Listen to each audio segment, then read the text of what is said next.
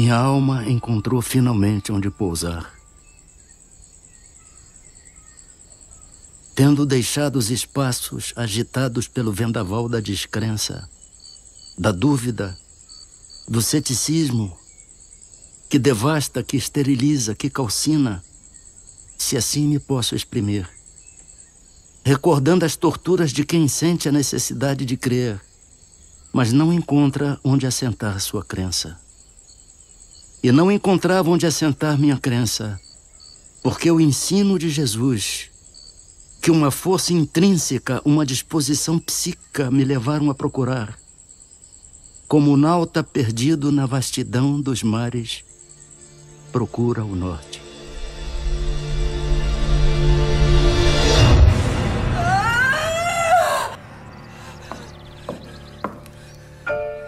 Vamos, dona Fabiana, só mais um pouco e a criança sairá. Força, minha filha, força!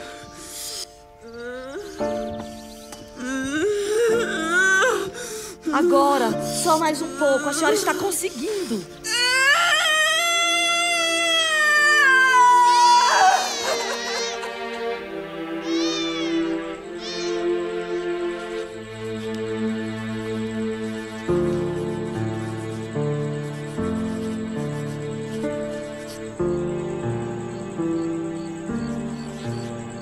Nasci numa região quase inóspita no meio do sertão cearense. Um lugar onde a barbárie dos antigos conquistadores tornou-lo conhecido por Riacho do Sangue. Era um autêntico Bezerra de Menezes, família de grande influência na região, de honrarias, de disputas políticas e de ideias libertárias. Era filho de Antônio Bezerra de Menezes, capitão das antigas milícias e tenente-coronel da Guarda Nacional. Salve, doutor Antônio Bezerra. Salve, seu Altino. O que traz a estas bandas? São mantimentos e muitas encomendas também. Viagem longa, né, seu Altino? E cansativa. É um salve, viu? De lascar. Ainda muito jovem, não entendia o respeito que meu pai causava nas pessoas. Não era incomum a visita de tropas procurando rancho nas paragens de meu pai.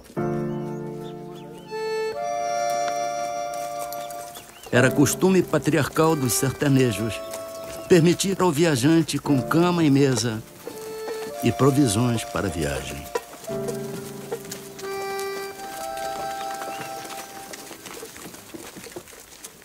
Trouxe o que lhe pediu, Altino? Mas é claro, né, seu Antônio? Ó, o menino Adolfo vai gostar disso. Muito bom. Adolfo, meu filho, corra! Corra, tem uma surpresa pra você.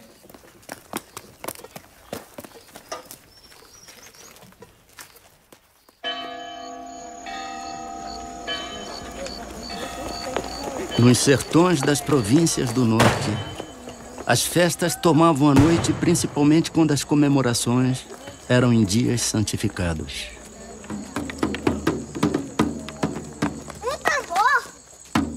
Nasci e criei-me no seio de uma família tradicionalmente católica. Aprendi aquela doutrina e acostumei-me às suas práticas, mas empiricamente, sem procurar a razão da minha crença. Dois pontos, entretanto, me pareciam luminosos no meio daquela névoa. Eram a existência da alma, responsável por suas obras, e a Deus, Criador da alma e de tudo o que existe.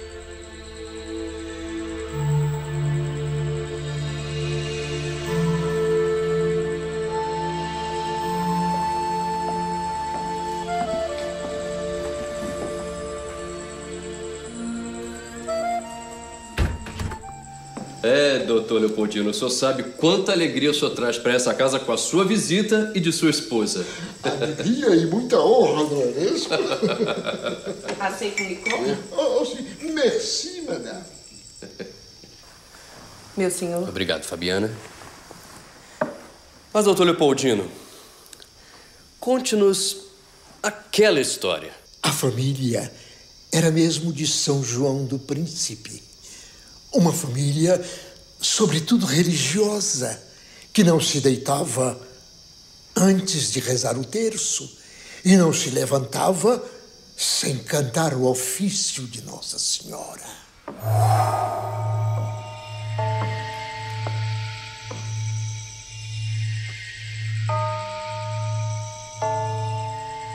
Onde está Hermínia?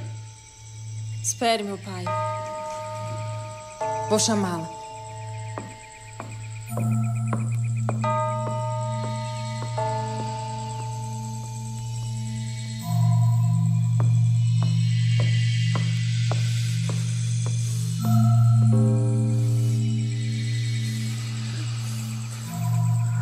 Hermínia, minha irmã.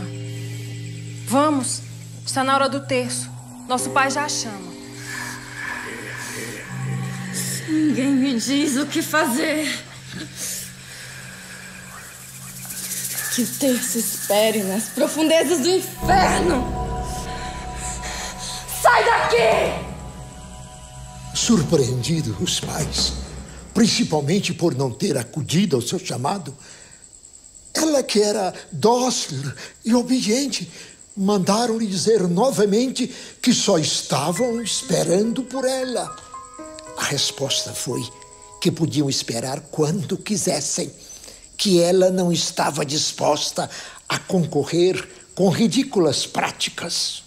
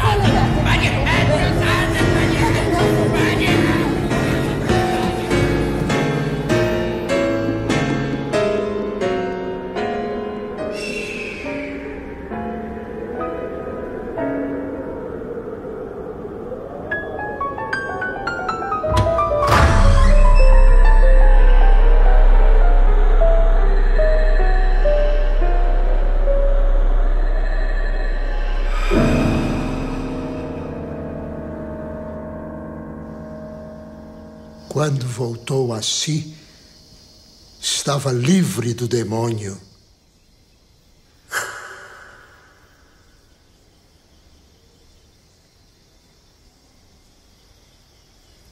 Aquele relato do velho contador de histórias seria o meu primeiro contato com o universo além da matéria.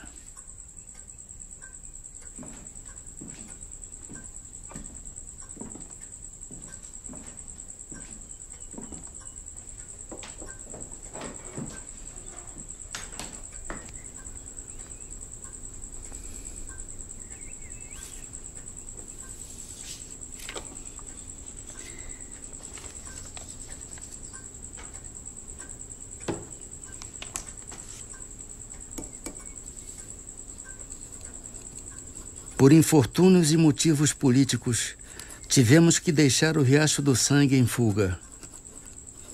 As perseguições aos ideais libertários se intensificaram na província. Um aliado político e parente, Major Facundo, fora assassinado e meu pai corria risco de vida.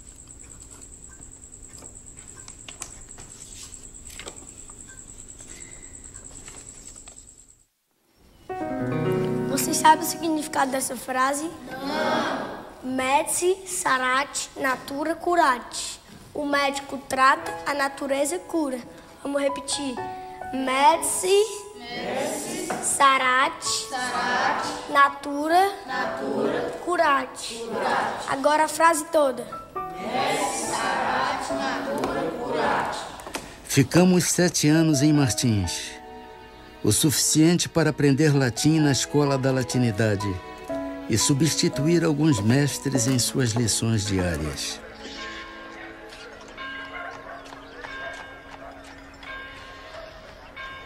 Retornamos ao Ceará após arrefecer os ânimos.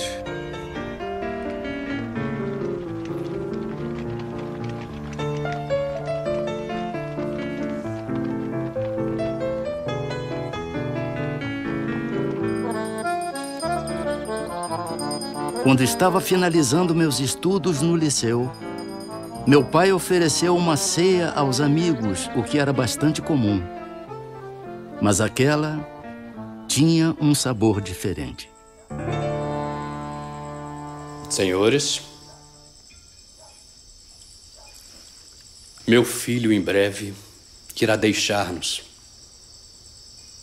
para concluir os seus estudos superiores no Rio de Janeiro.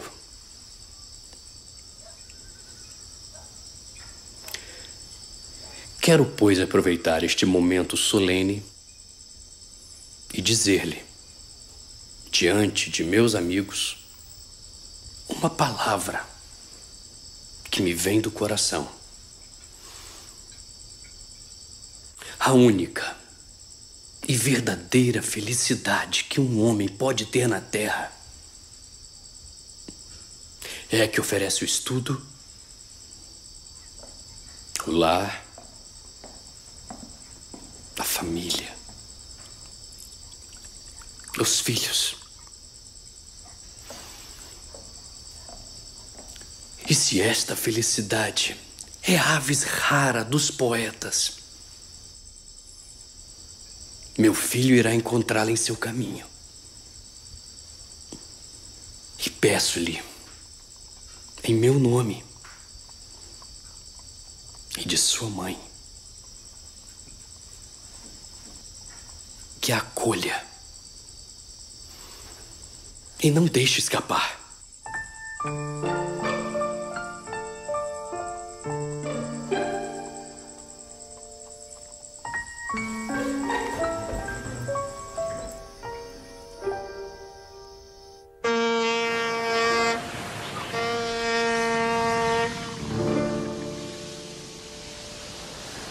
Alguns dias de viagem, fui despertado do sono letárgico em que estava mergulhado.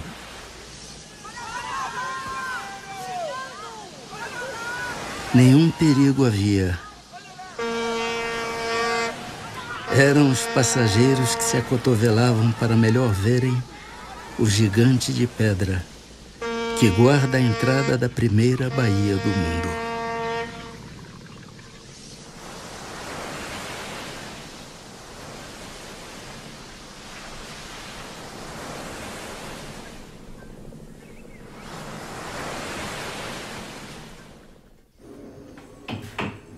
Era um jovem estudante de medicina e de pronto já me abatia o desafio de custear-me.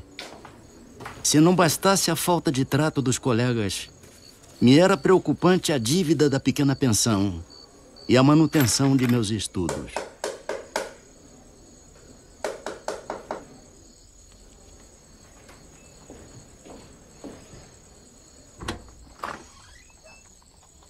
Senhor, o que deseja? O senhor é Bezerra de Menezes, professor de aulas particulares. Sou. É que estou muito necessitado de aulas de matemática.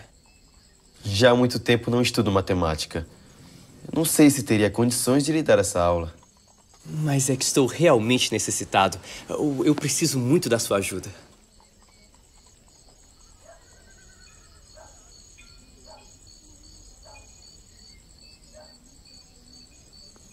Está bem. Mas eu preciso de um tempo. Uma semana, talvez. Para que possa estudar. Preparar-me para dar essa aula. Acordado, acordado. Aqui está o seu pagamento. Por favor, não. Pague-me só depois. Esse dinheiro o meu pai me deu como mesada. Se o senhor não aceitar agora, eu vou acabar por gastá-lo com futilidades. E quando chegar a hora certa, eu não vou ter como lhe pagar.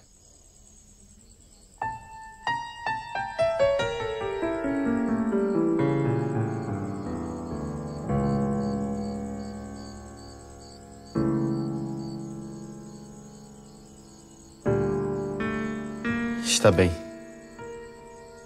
Muito obrigado.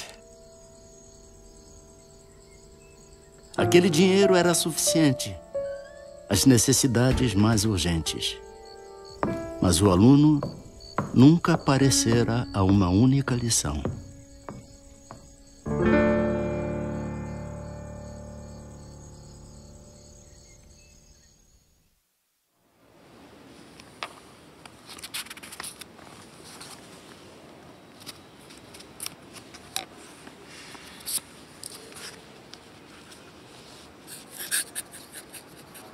Os desafios de sobreviver em terras distantes já anunciavam o exercício da tolerância frente aos preconceitos de meus colegas na Academia Imperial de Medicina.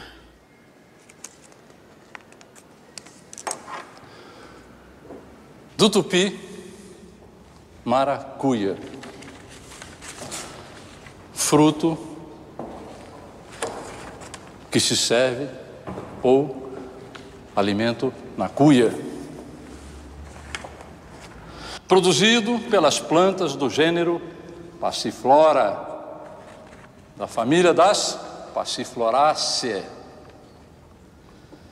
Angiosperma da ordem Malpighiales, divisão Magnoliófita, classe Magnoliópsida. Poderoso tonificante, anticonceptivo, calmante, hipnótico, hipotensor, refrescante e antiespasmódico, antifebril, sedativo e sonífero.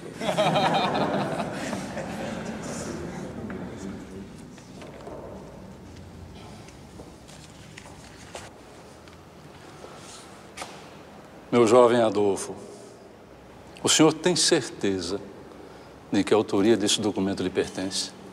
Certamente, professor. Então, diante de tão magnífico trabalho, o senhor não refutaria um exame oral? Dê certo que não, professor.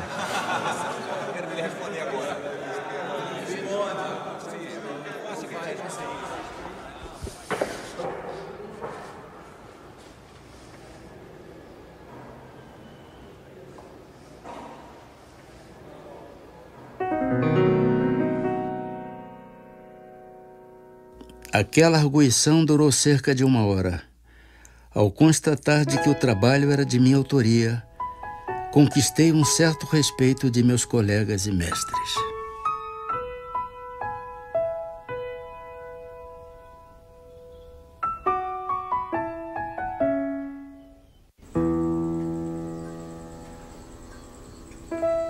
Tive a conclusão de meus estudos com uma tese sobre cancro, onde a defendi na presença do imperador.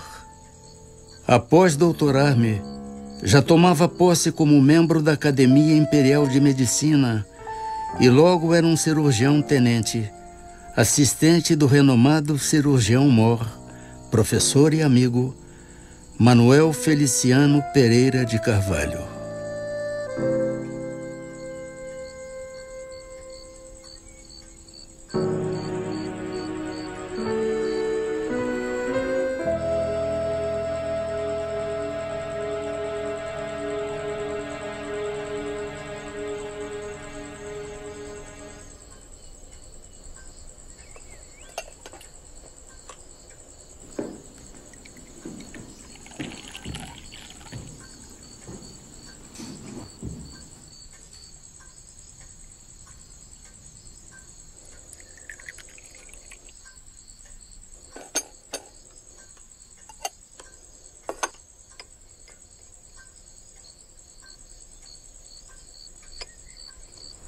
Maria Cândida.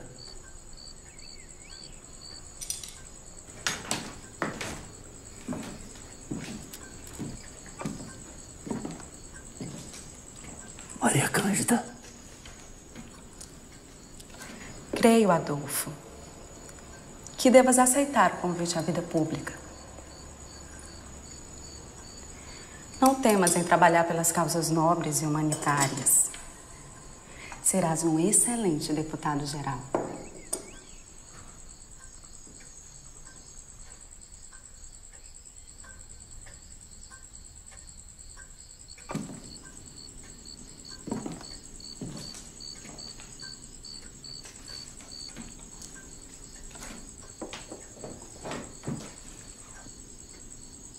Maria Cândida me motivava entre duas paixões: a medicina e a política.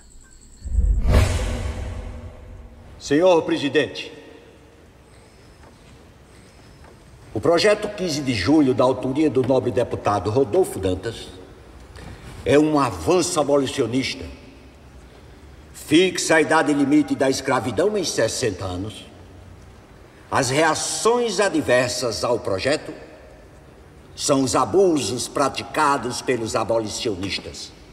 Senhor presidente, peço licença para uma intervenção.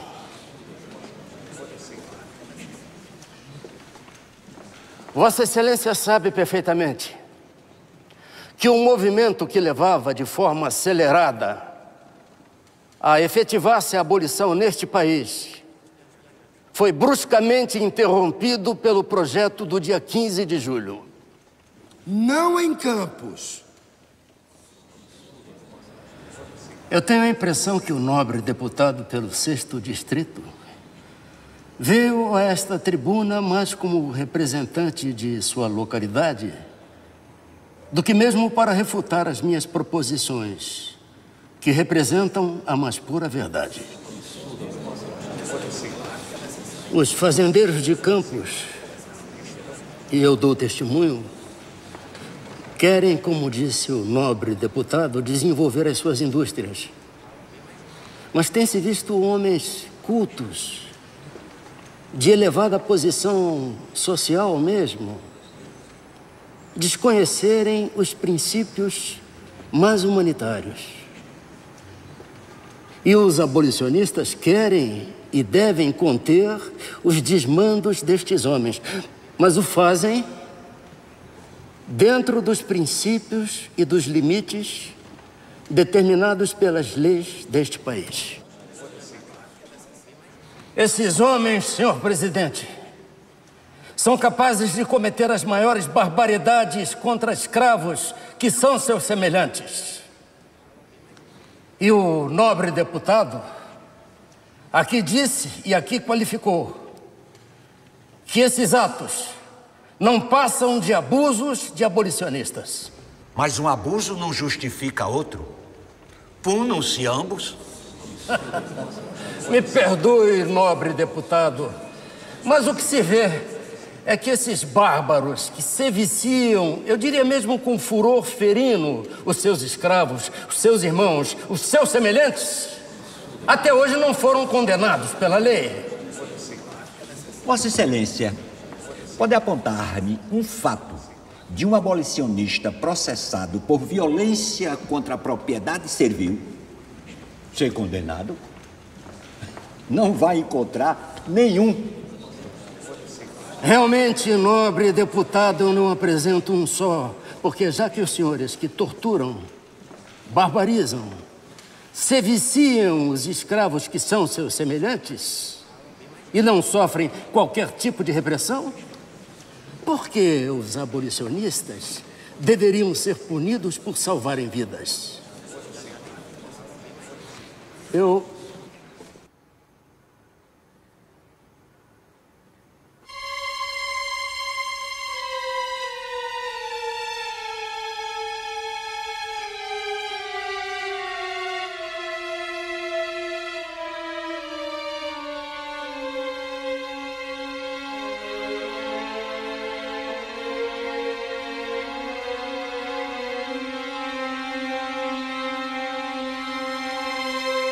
A política, como eu compreendo, não é uma especulação dos homens, é uma religião. A religião da pátria, tão sagrada e obrigatória como o culto das verdades eternas que constitui a religião de Deus.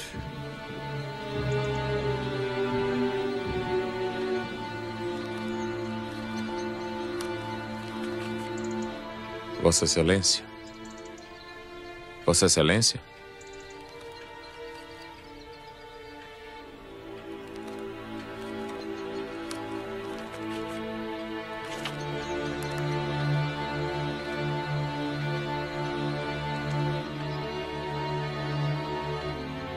Descrença, corrupção e incredulidade. Eis, pois, senhores, o sumário de todos os sintomas que oferece o país, sobre o tríplice ponto de vista por onde o consideramos. E quem, depois disso, é ainda tão cego que não divise nos horizontes da pátria a nuvem negra da tempestade. A pátria está principalmente em perigo quando princípios tão perniciosos como esses que apontei se insinuam por todo o corpo social, pois eles corrompem-lhe o sangue, gangrenam-lhe todo o organismo e tiram-lhe toda a força de coesão necessária para resistir à exploração produzida pelo choque de interesses sórdidos que tais princípios promovem com ampla generosidade.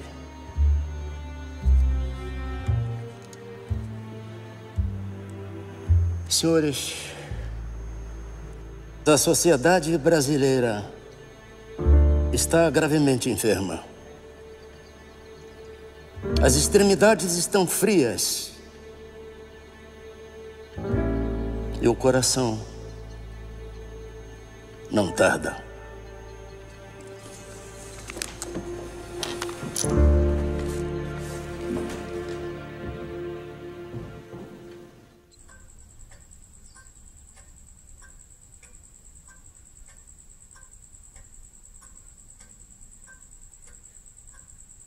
Abandonava a religião da pátria para dedicar-me à medicina.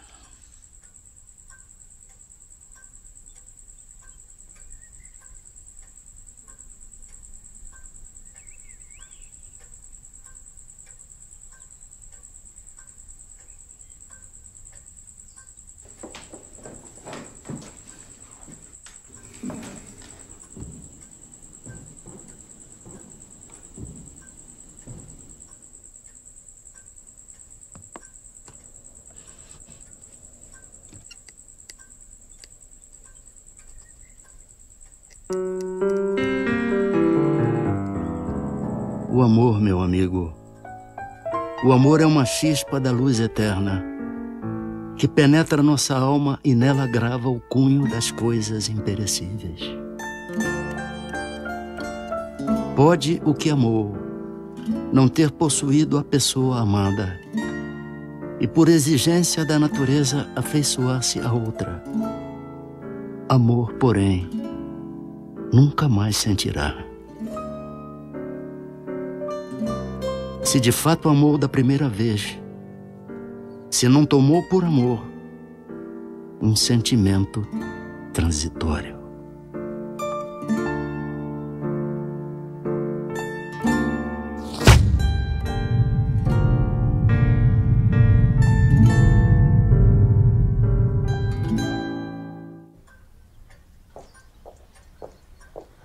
Após o desencarne de Maria Cândida, esposei-me com sua irmã, Cândida Augusta, que sempre esteve ao meu lado, principalmente nos momentos de desculto à matéria, resignação e dedicação à minha crença.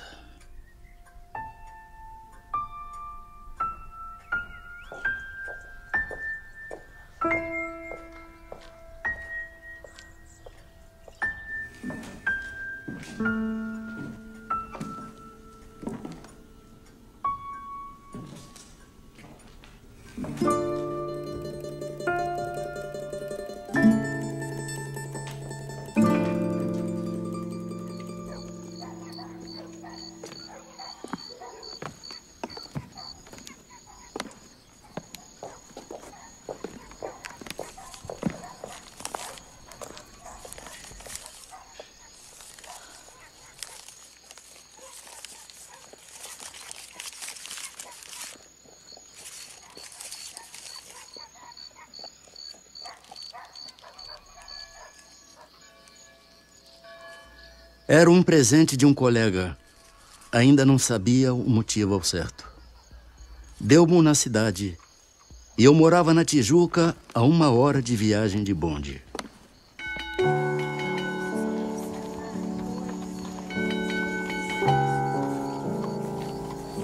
Não tendo distração para a longa e cansativa viagem, disse comigo: Ora Deus, Não hei de ir para o inferno por ler isto. Abri o livro e prendi-me a ele como acontecera com a Bíblia.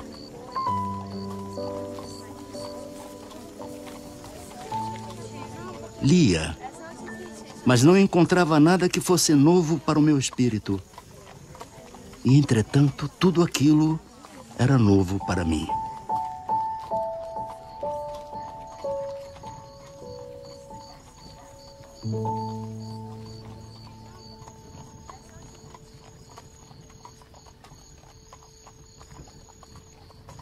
Se não bastasse a afinidade com o livro dos Espíritos, a experiência com o médium João Gonçalves foi a certeza de meu desígnio. A crise de dispepsia que me abatia há 5 anos de tratamentos alopáticos fez com que aceitasse, ainda que desconfiado, a orientação do meu amigo Mário Lacerda.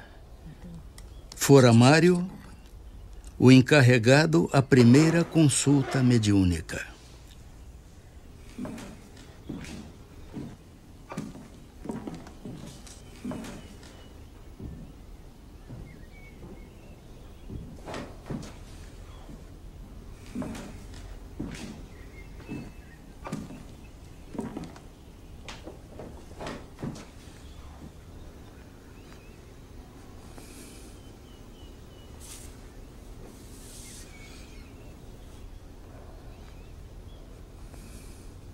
O que lhe traz aqui, filho?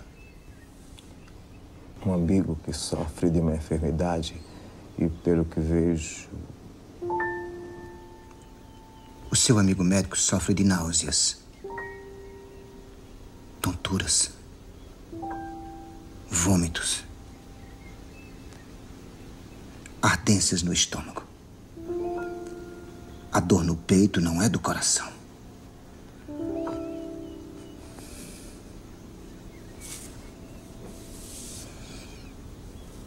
Entregue-lhe este remédio. Peça-lhe para diluí-lo em água.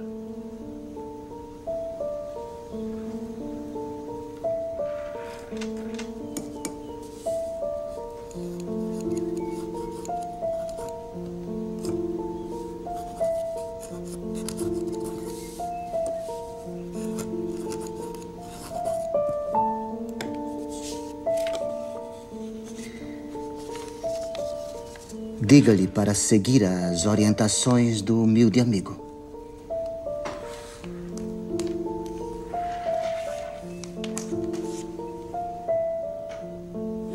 Nada me impressionou ver um homem sem conhecimentos científicos e até sem instrução regular discorrer com proficiência anatômica e fisiológica sem claudicar, como bem poucos médicos o podem fazer.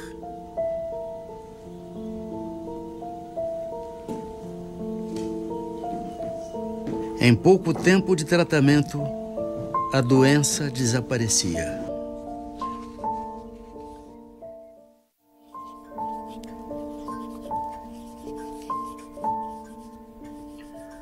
Recordo-me o que seria um dia decisivo. Influência física nenhuma senti. Mas moralmente já me tornara outro homem.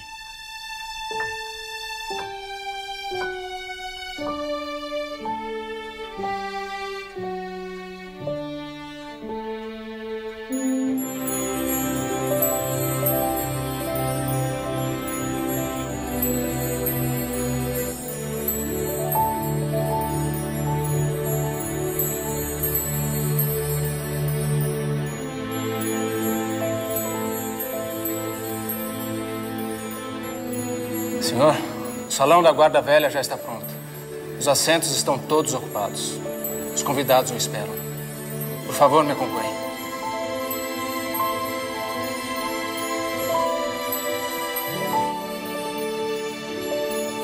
Com licença, senhor. Quero assinar o livro de presenças.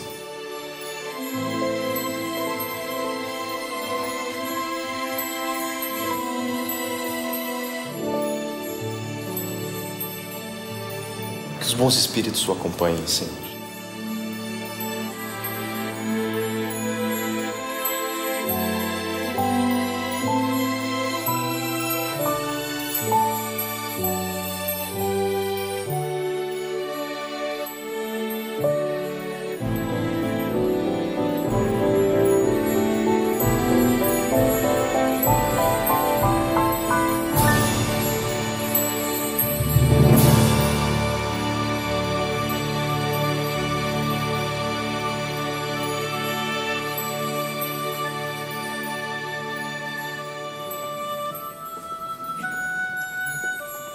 Naquele dia me abracei com um cascalho para não rolar no abismo da descrença.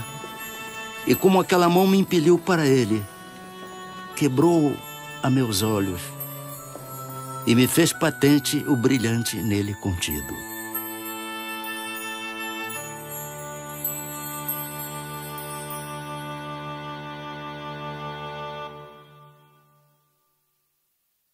Minha alma encontrou finalmente onde pousar. Posso dizer o meu credo espírita com o apoio de minha consciência e não por imposição de uma autoridade que me queira impor a fé. A moral cristã, iluminada pelos inefáveis princípios do Espiritismo, não pode deixar de modificar para melhor aquele que a procura não por dever, mas por saber que nela encontrará a paz do espírito. Não sou, por minha fraqueza, capaz de analisar o que esta santa doutrina pode fazer pelo coração humano.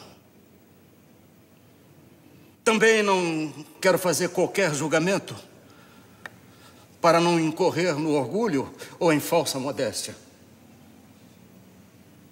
Mas posso afirmar aos senhores que já compreendo os meus deveres para com Deus e os meus semelhantes de modo acentuadamente mais diverso do que antes de ser espírita. Por favor, senhores, vos rogo um pouco mais de vossa atenção. Sei bem que já vos tomei vosso precioso tempo, além do necessário. Mas ao longo da minha vida, ouço dizer que fora da igreja não há salvação. Fora da verdade não há salvação. Mas eu pergunto aos senhores e senhoras, o que é a verdade? Pôncio Pilatos indagou a Jesus: diga, rei dos judeus, o que é a verdade? E o mestre, humilde e silenciosamente, abaixou a cabeça. E o Espiritismo? O Espiritismo não pede, não afirma que fora do Espiritismo não há salvação. Ele diz humildemente que fora da caridade não há salvação. Obrigado. Bravo, bravíssimo! Muito bom!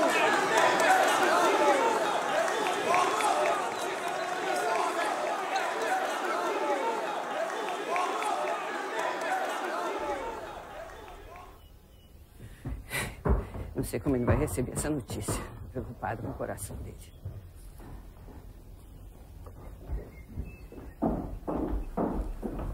Ah, Soares. Soares, meu irmão, não lhe trago boas notícias. Por que tamanha aflição? É sobre o nosso irmão Adolfo. Leia você mesmo. Creio que está desequilibrado.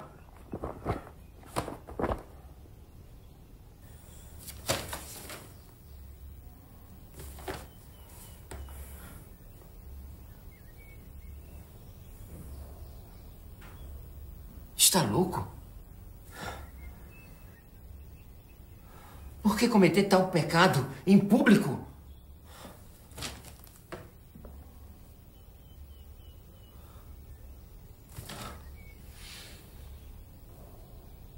Adolfo expõe o nome de nossa família à ridicularização pública através de forças demoníacas. Mas o que houve, Soares? Meu irmão, Adolfo, adotou a religião dos demônios em discurso público. Religião dos demônios. O espiritismo, uma religião de fantasmas, de pessoas falecidas. Religião de fanáticos que afastam os homens da pura e verdadeira religião. Espiritismo. A religião em que as pessoas se comunicam com os mortos? É. Eu sinto o cheiro de enxofre das palavras dele. Meu Deus, só pode estar possuído. Precisamos buscar o auxílio da Igreja Católica para exorcizá-lo. Religião do politeísmo, religião dos demônios. Que Jesus Cristo expulsou. Religião de Pitágoras. Buscam a pluralidade da existência como boa nova para atrair noviços.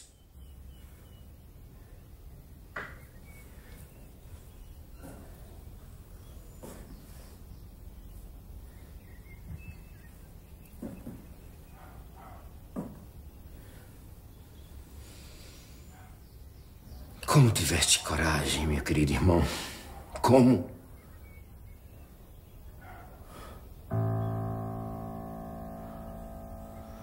Devo comunicá-lo o exprobo de nossa família.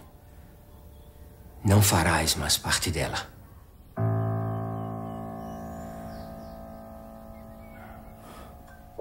Devo dizer-lhe, estimado irmão, que colocaste o nome de nossa família à execração pública. Estás sob influência de Satanás. Não creis mais em Deus Pai Todo-Poderoso, Criador do céu e da terra, na Santíssima Trindade, na comunhão dos santos, na ressurreição da carne, na vida eterna, no Santo Papa, na Igreja Católica Apostólica Romana. Busque o auxílio de padres exorcistas para livrar-lhe deste mal, antes que seja punido por tamanha iniquidade. Concluo afirmando-lhe que não mais faz parte desta família. Seu irmão, Manuel Soares Bezerra.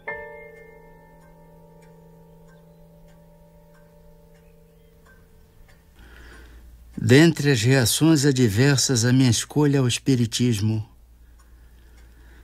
aquela me atingira profundamente a alma.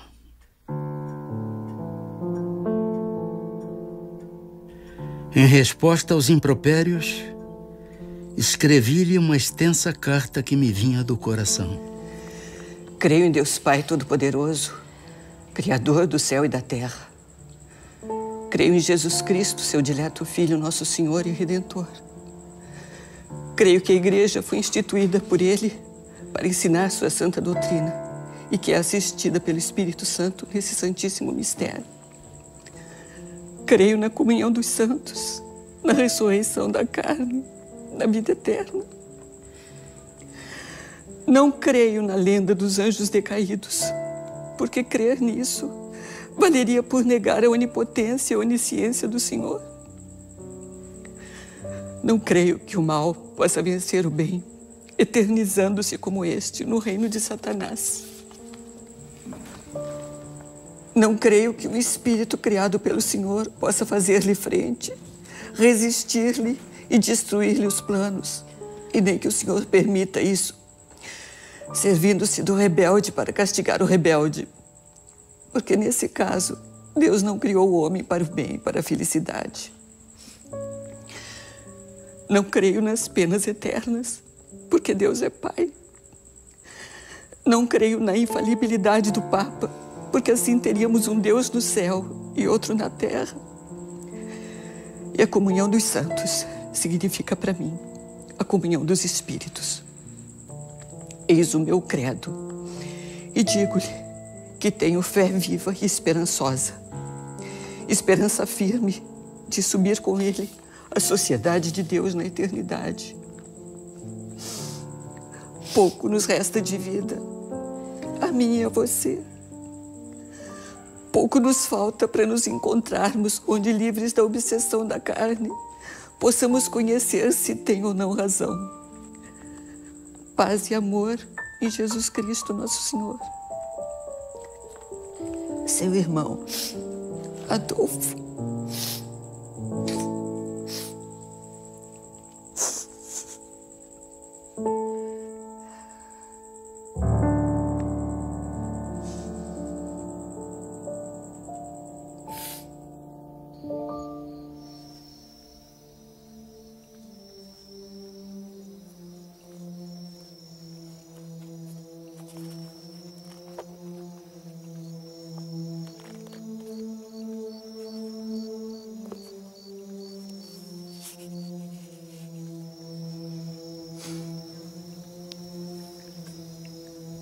Amai os vossos inimigos. Agradecemos a todos os bons espíritos de luzes que quiseram se comunicar conosco e lhes pedimos nos ajudar para que possamos desenvolver e orientar a todos através das instruções que nos deram e que possamos, ao final desta reunião, cada um de nós sair cada vez mais fortalecido na prática do bem e do amor ao próximo. Desejamos também, ao mesmo tempo, que essas instruções sejam proveitosas para os espíritos sofredores, ignorantes, viciosos, que também pediram para assistir à nossa reunião e aos quais rogamos a Deus toda a sua misericórdia. Graças a Deus.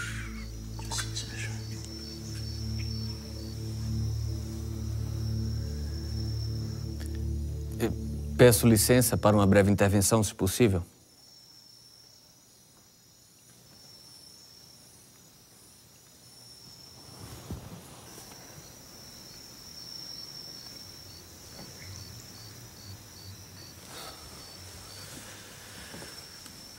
Bezerra, continuo ateu.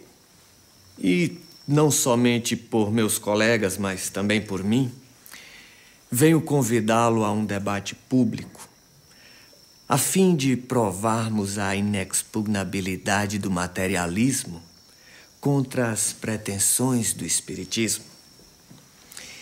E devo prevenir vocês que o materialismo já levantou extensa lista de nomes de médiuns fraudulentos, de ilusionistas que operam em nome de poderes imaginários, daqueles que largaram o suposto das forças psíquicas e fizeram declarações quanto às mentiras piedosas de que se viram envoltos,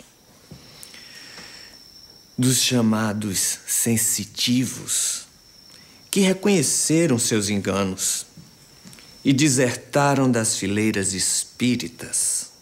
E, juntamente com esta relação, apresentaremos outro rol de nomes que o materialismo também levantou.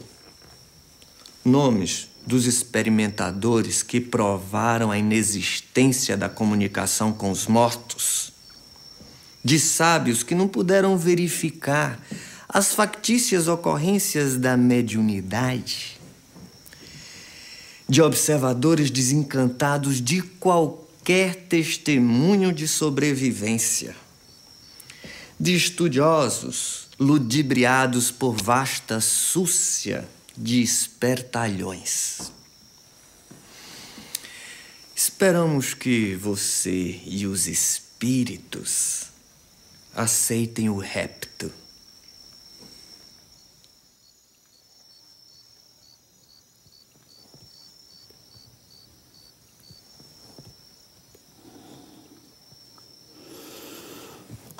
Sim, meu irmão.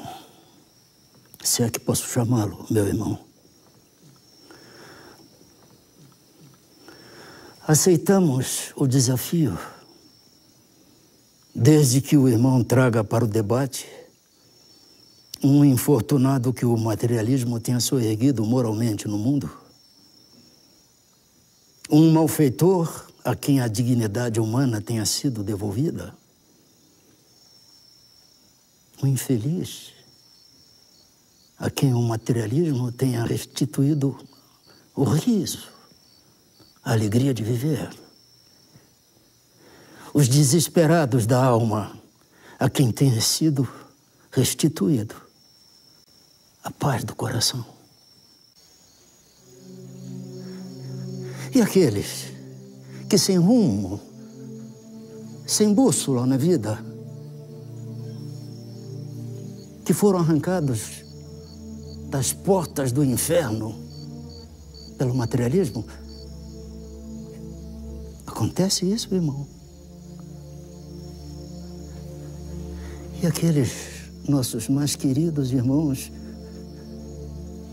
cuja morte arrebatou seus seres mais queridos, e que, enregelados na dor, será que o materialismo acenou para eles com esperança? E as viúvas, órfãos, será que o materialismo apontou para eles a esperança também? Para que não desfalecessem de dor, de desespero ante as cinzas do túmulo? Aquele que não perdoa foi ensinado pelo materialismo a perdoar? E os nossos semelhantes, que vieram do berço cegos, mudos, paralíticos, deformados, será que o materialismo ensinou a eles a serenidade, a resignação, para que enfrentassem com paciência, com compreensão, com justiça, o quinhão de lágrimas que a eles a vida reservou? Ah, amigo, se você conhecesse a lei de causa e efeito, a lei de reencarnação, e eu lhe pergunto ainda, o suicida, aquele que tem essa ideia fixa na mente, o materialismo teria tirado de sua cabeça este ato que é considerado o crime mais afrontoso ao Criador?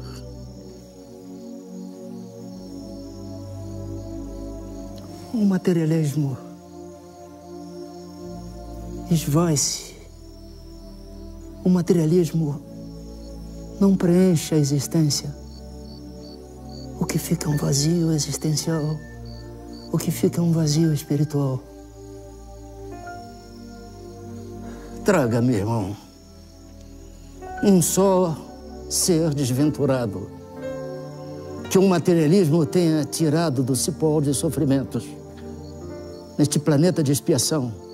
E nós, espíritas, aceitaremos o rapto.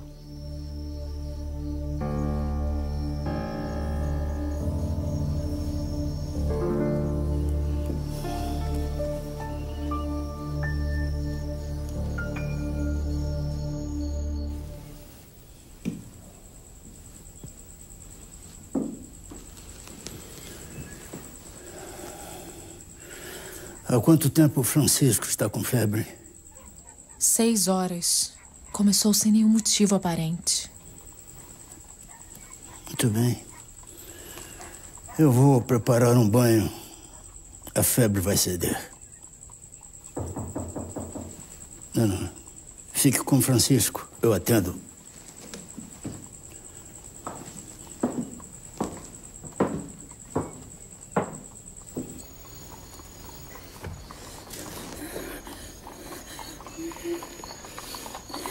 O que foi, senhora? O que aconteceu? Senhor, o senhor precisa me ajudar. A minha filha está muito doente em casa. Quando eu cheguei, ela já não tinha mais nenhuma força. O senhor precisa socorrê-la. Eu sei, senhora. Acontece que meu filho também não... Eu imploro, senhor. Eu tenho medo de perdê-la ainda essa noite. Está bem. A senhora fique calma.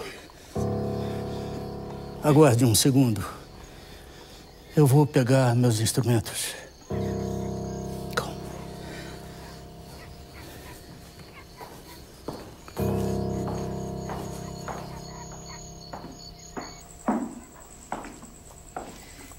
Quem era Adolfo?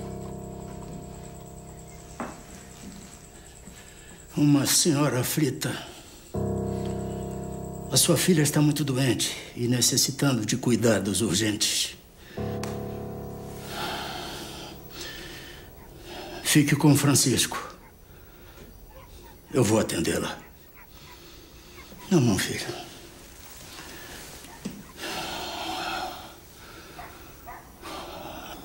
Senhor, em vossas mãos, eu deixo meu filho. Que assim seja.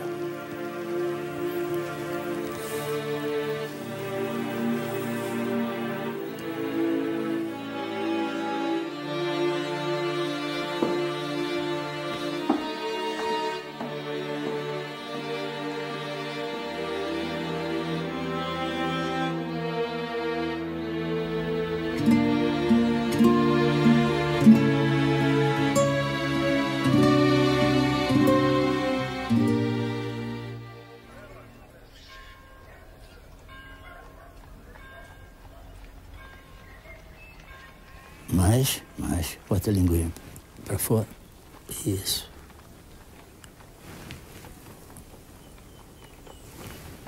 Está bom. Está bem. Pode vestir a criança, senhora.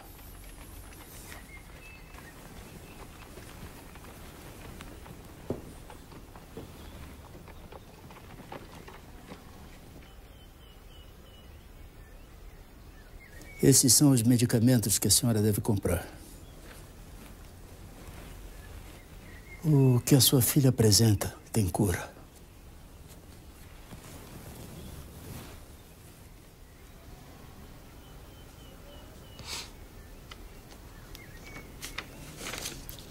Me perdoa, doutor. Mas eu não tenho um centavo de réis para comprar o medicamento.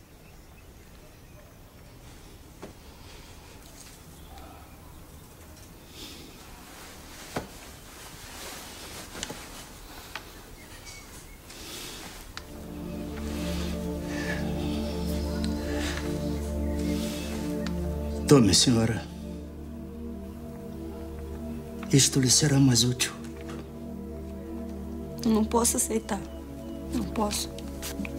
É o seu anel de formatura. Ele não terá a menor utilidade para mim, senhora. Se eu não puder exercer o meu ofício em toda a plenitude, por favor.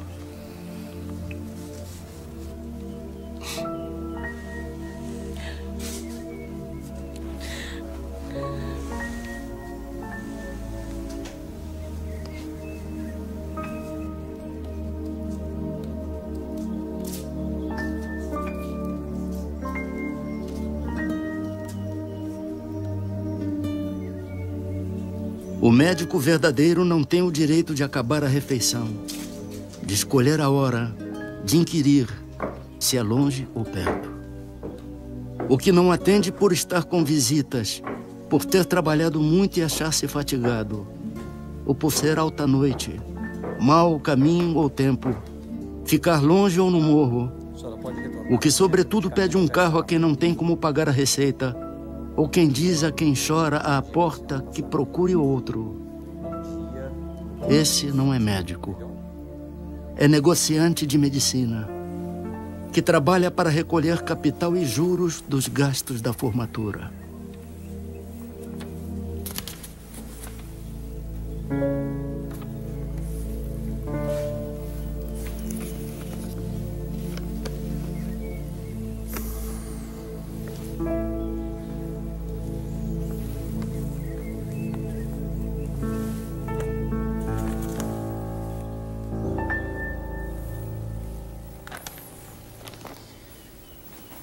Nós já temos inúmeras dívidas do Dr. Bezerra de Menezes.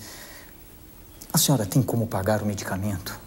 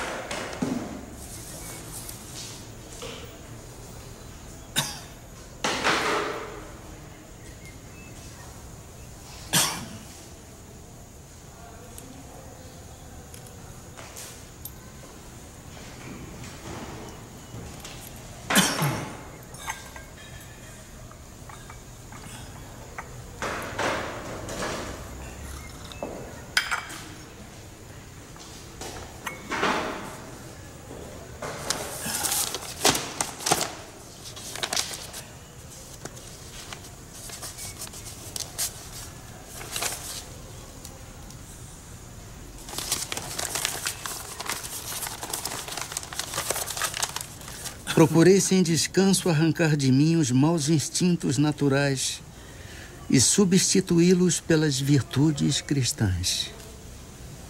Tendo fé, tenho esperança. E quanto à caridade, procuro tê-la o mais que me é possível.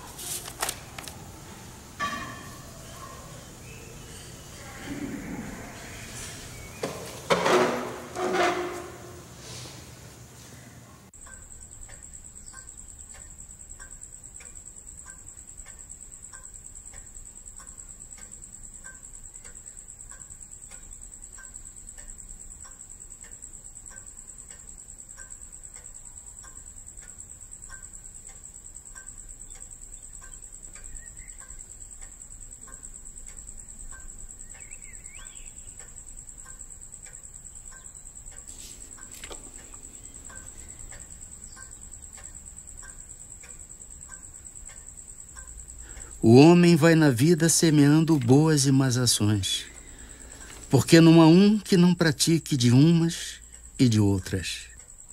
O mais puro espírito tem suas fraquezas. Nenhuma ação da criatura humana é esquecida ou desprezada.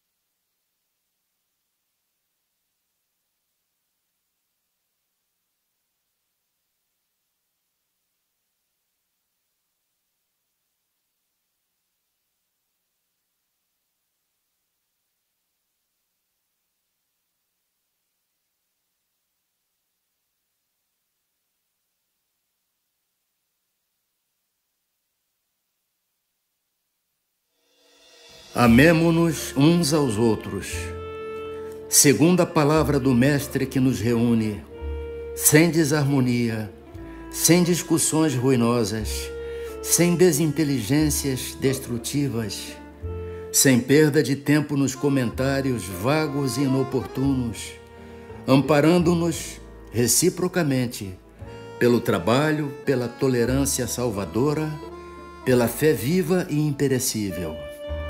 Recordemos as palavras do Código Divino para vivê-las na acústica de nossa alma, seguindo o Senhor em sua exemplificação de sacrifício, de solidariedade e de amor.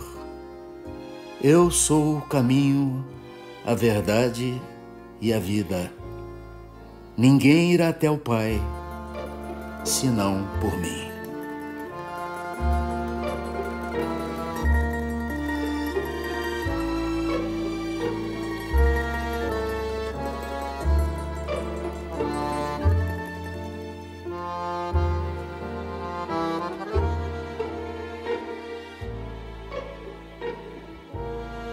Ele hoje é um espírito que ele coordena todos os médicos do espaço. Invocado todo dia na minha casa. Nós todo dia pedimos que ele dê uma assistência espiritual, que ele fique próximo, estenda as suas mãos, a fim de que a gente consiga, seja merecedor de receber a graça. Eu perdi uma vista. E nem parece. Então, nessa operação eu pedi, não só o Bezerra de Menezes, como a outros médicos do espaço, que orientassem os médicos que estavam me operando. A humildade, a caridade, são o maior exemplo do Dr. Bezerra de Menezes. Foi um médico, mas fazia muita caridade, ajudava muitas pessoas, entendeu? São um dos maiores exemplos dele, a caridade, a humildade que ele tinha no coração. Quando eu me lembro que o Dr. Bezerra nasceu em 1831, e conseguiu o que ele conseguiu, porque a gente vai fazer um pouco mais de esforço para também conseguir ser uma pessoa melhor. Para mim, Bezerra de Menezes, se fosse ele católico, ele era santo já. Como era espírita, ele é um trabalhador do Cristo em benefício das pessoas carentes, em benefício de todos nós. Bezerra de Menezes é a luz. Depois de Jesus, só Bezerra de Menezes, porque respeitando a Deus, porque o que ele fez, nenhum outro homem fez aqui. Pelo menos no Ceará, no Brasil. Porque do século passado, nascer aqui, se formar, ser o médico dos pobres, renunciar a tudo e aceitar a doutrina espírita, e divulgou a união, o amor pelo seu semelhante, concluindo as palavras de Jesus. Amai uns os outros, como eu vos amei. Ele amou tanto que não ficou com nada da terra, mas ficou com tudo do céu.